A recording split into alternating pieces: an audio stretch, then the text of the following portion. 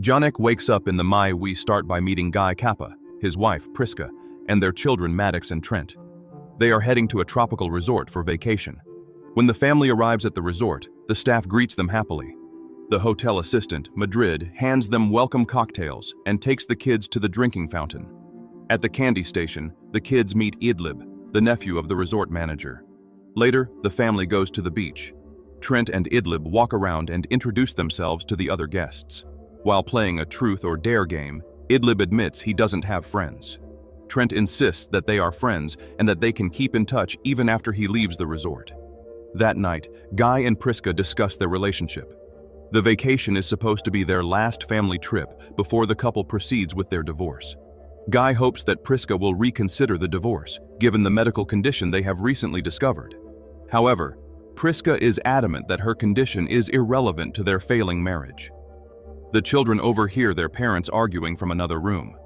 To avoid upsetting him, Maddox suggests that Trent play instead. Trent opens a letter from Idlib and decodes the message, revealing that Idlib challenges him to an ice cream eating contest. At dawn, a woman undresses at a secluded beach to entice her companion before going into the water. In the morning, the resort manager recommends a private beach area to the Kappa family. After talking to them, the manager pulls Idlib away when he spots him.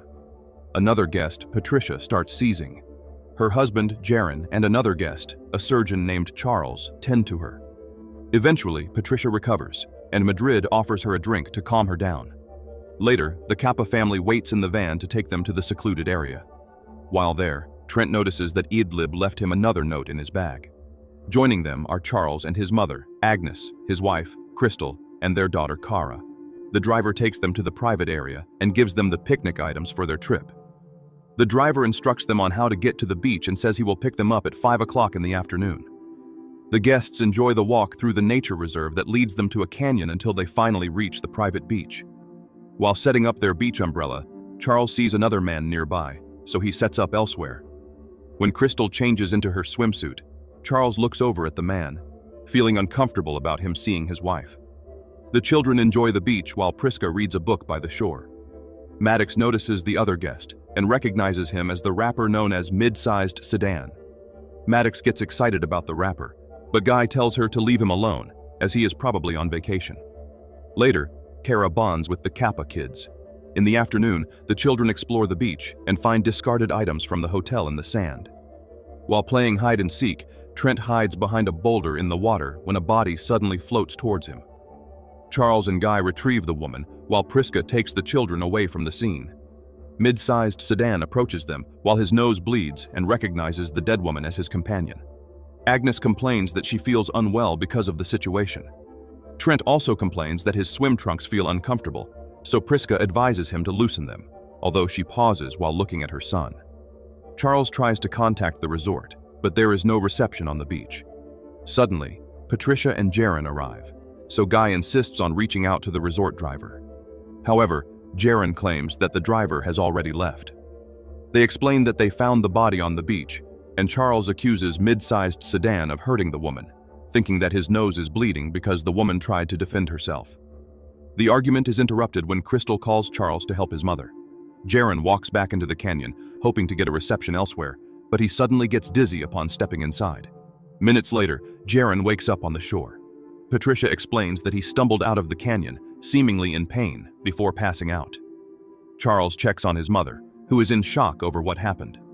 Agnes insists that she's fine and that Charles should focus on helping the others instead.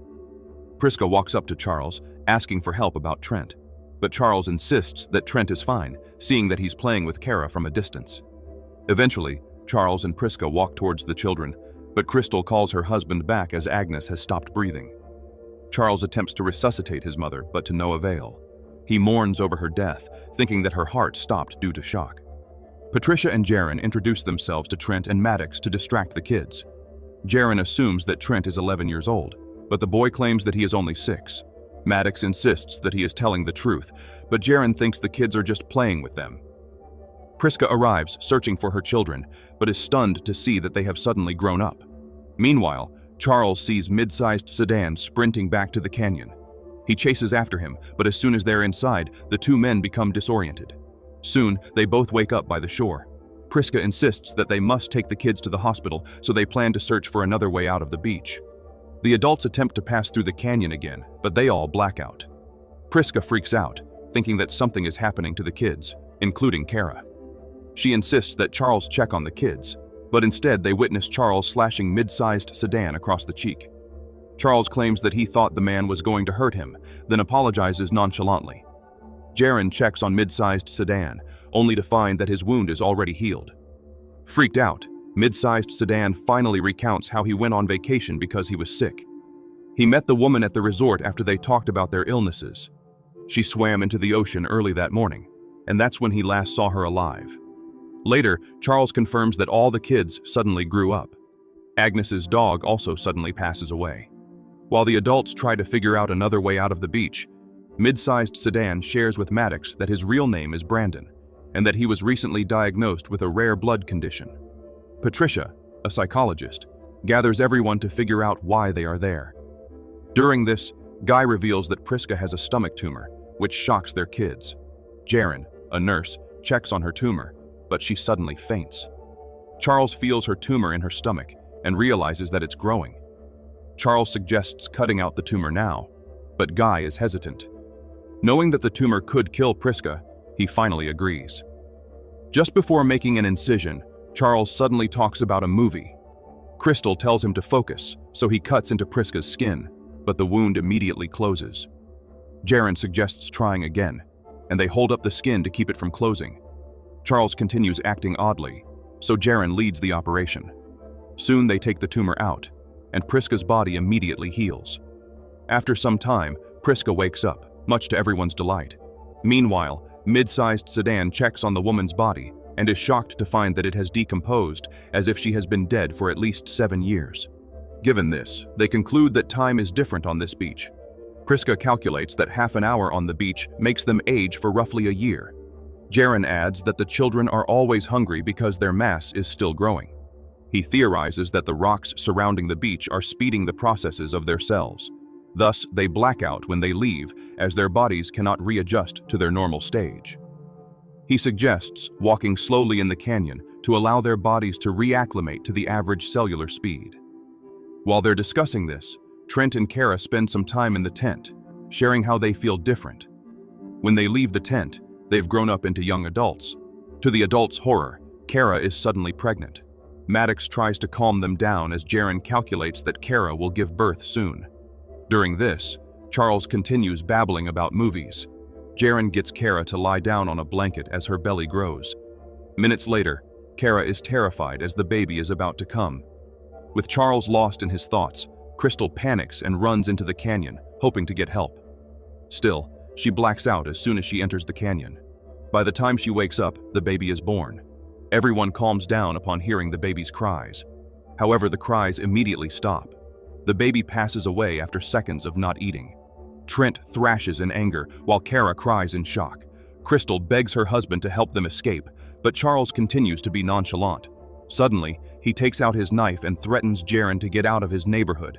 He then turns to Crystal and tells her to put on makeup.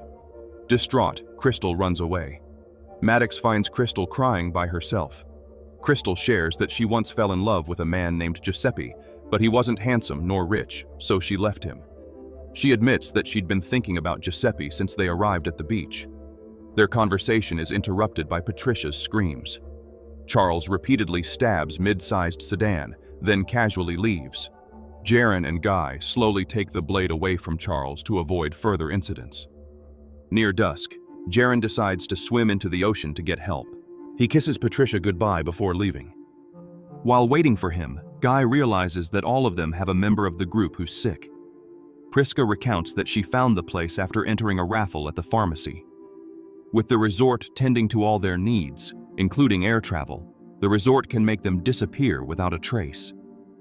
Later, Maddox confronts her mother about the divorce. Priska claims she wanted to leave them to spare them from her medical condition, but Maddox figures that she was seeing someone else. Priska admits to this, breaking her daughter's heart. She assures Maddox that she feels different now, but Maddox claims she needs time to sort out her feelings. Maddox walks into the ocean to calm her emotions. While feeling the waves against her back, she comes across Jaren's body. Guy and Trent take Jaren to the shore, but it's too late. Patricia mourns for her husband. They figure that swimming into the ocean will cause them to black out too. Trent and Kara move away from the group as they struggle with the idea that they will die on the beach without having experienced life. To help her move on, Trent takes their baby's body away from Kara and buries it in the sand. While he's doing so, Kara starts climbing up the cliff. Trent tries to chase after her, but his parents stop him. Despite everyone's protests, Kara insists that she has to try to escape the beach. Soon, Kara is nearly at the ledge, but she stops. Trent screams, figuring that she's blacked out. Kara then falls off the cliff, and Trent is broken up upon seeing her body. Desperate to escape, Patricia ties up a few pool noodles, hoping it will keep her afloat while she swims out. However, she collapses and repeatedly seizes until she passes away. While looking at Patricia's body, Guy's vision starts to blur. His aging is causing his eyes to deteriorate. Meanwhile, Crystal searches for her daughter, not knowing that Kara is dead. Crystal sees that her back is hunched due to her calcium deficiency. By nightfall, Guy finally reveals to Priska that he saw the text messages from her lover. He's not upset over her cheating, but instead berates her over the man she chose to cheat on him with. However, Priska assures him that she wants to stay with him now. While searching through the discarded items on the beach, Maddox finds a notebook full of theories about the beach. The writer theorized that the magnetism at the beach and the special minerals inside the rocks are causing rapid cell aging. Hearing this, Trent figures that they could escape if they could create metal protection like those used in X-rays to prevent the magnetism from affecting them. He looks over the nearby landscapes and sees something shining, believing that it's a camera that's recording them. At night, Guy hears something from the dark, but Priska, who's slowly losing her hearing, doesn't notice. Charles arrives and starts slashing at Guy to prevent him from telling the police that he killed mid-sized sedan. With Guy losing his vision, he's unable to fight back. Priska tries to protect her husband, but he pushes her away, instructing her to keep the kids safe instead. Priska finds the children and tells them to hide. Maddox and Trent hide inside a cave and find Crystal weeping over her condition. She throws rocks at them, insisting that they shouldn't look at her. Upon confirming that Kara is dead, she mourns and then lifts a heavy rock to throw at Trent. However, her bones break and quickly heal at the wrong angle.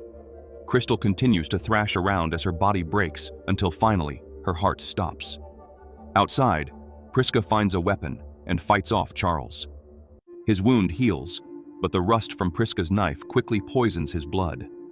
The poison spreads throughout his body until he dies. Trent and Maddox join their parents by the campfire, being the only survivors left. Hours later, Priska and Guy appear elderly, so Trent and Maddox do their best to keep them comfortable. Soon, Guy has forgotten what he and his wife were fighting about, so he doesn't care about it anymore. The couple reconciles before passing away minutes apart. In the morning, Trent and Maddox have grown even older. They wonder if they should even try to leave, but the siblings decide to make a sandcastle before doing so. While building the sandcastle, Trent remembers the coded message Idlib gave him, and Maddox encourages him to decode it. When Trent decodes the message, he reads that Idlib's uncle doesn't like the corals. Thinking that it's a clue, Trent wonders if the corals will protect them. The siblings swim into the ocean and find a tunnel with corals on its walls. They swim into the tunnel, but Maddox's shirt gets caught. Trent tries to rescue his sister but struggles to get her free. Meanwhile, the resort driver watches the ocean from a camera. He doesn't see the siblings come up from the water, so he reports via phone that they drowned. He concludes that the subjects of Trial 73 are all deceased. Later, the driver heads into a research facility for a pharmaceutical company called Warren Warren. A scientist named Sydney reports to the resort manager that most of the previous guests' computers have been wiped, leaving no trace that they visited the resort. The manager holds a moment of silence for the guests who died for Trial 73. He then assures the workers that they've produced medicines that saved millions due to the beach's discovery. Sydney then announces that they gave Patricia seizure medicine through her welcome cocktail. The medicine effectively prevented her seizure through most of her time at the beach, which would equal 16 years. Due to this, they can now fast-track the medicine for distribution. The company uses the beach's effects to perform clinical trials within hours that would have otherwise lasted years. Back at the resort, the manager finds Idlib waiting for his friend. He insists that Trent and Maddox have already gone home, so he suggests he make friends with other kids in the resort. Meanwhile, someone approaches a police officer on vacation at the resort. The man hands the police officer a notebook, while the resort manager welcomes new guests whom he intends to use as new test subjects. Madrid offers their welcome cocktails, but someone knocks the drinks off her hands. To their surprise, Trent and Maddox have arrived at the resort. The police officer has confirmed that the people listed in the notebook are missing. Idlib approaches the adult Trent, confirming that he's his friend, as Trent shows him the coded message he gave them. Earlier, Trent and Maddox managed to escape after coming up momentarily for air before swimming away from the beach, thus avoiding the driver's eyes when he checked on them. With the help of the police officer, the pharmaceutical company has been shut down. The siblings will be sent to their aunt, and Maddox is optimistic that they'll be okay.